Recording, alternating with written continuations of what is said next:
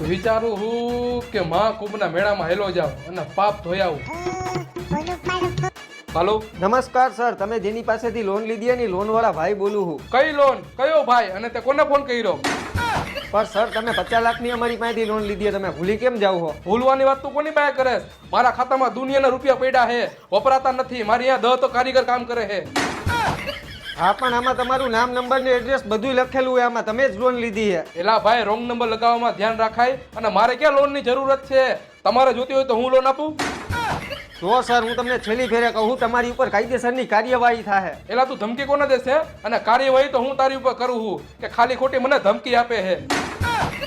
કાંઈ વાંધો નહીં, હું જોઈ લઈશ. હા તો જોઈ લેજે. તારા જેવા હાંજ પડે 17 ફોન કરે હે. કેટલાક છે આવા ને આવા. ક્યારે જાવ કુંભના મેળામાં કઈ સમજાતું નથી. હા તો ફોન આવ્યો, રોંગ નંબર. સર તમારે લોન લેવી છે વગર